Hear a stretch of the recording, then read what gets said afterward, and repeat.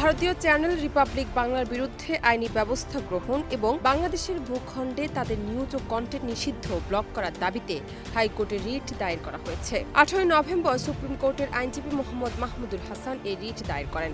রিটে তথ্য ও সম্প্রচার মন্ত্রণালয়ের সচিব, ডাক, টেলিযোগাযোগ ও তথ্য প্রযুক্তি মন্ত্রণালয়ের সচিব, পররাষ্ট্র মন্ত্রণালয়ের সচিব, স্বরাষ্ট্র মন্ত্রণালয়ের সচিব, আইসিটি বিভাগের সচিব ও বিটিআরসি চেয়ারম্যানকে বিবাদী করা হয়েছে। রিট আবেদনে বলা হয়, রিপাবলিক বাংলা একটি ভারতীয় টেলিভিশন চ্যানেল।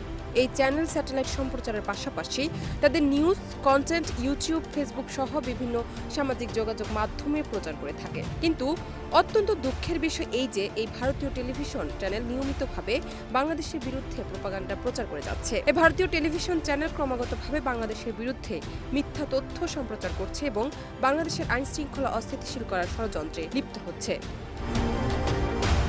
রিটে আরও বলা হয়েছে, উক্ত ভারতীয় টেলিভিশন চ্যানেল রিপাবলিক বাংলা সম্পূর্ণ অসৎ উদ্দেশ্যে বাংলাদেশের বিরুদ্ধে মিথ্যা প্রচারণা চালিয়ে বাংলাদেশের বিরুদ্ধে মিডিয়া আগ্রাসন চালাচ্ছে। এই ভারতীয় টেলিভিশন চ্যানেলটি বাংলাদেশের জাতীয় নিরাপত্তার জন্য হুমকি।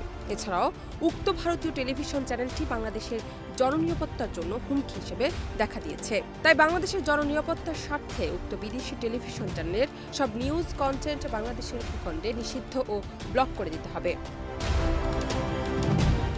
জান্নাত নিপু, দেশ রূপান্তর।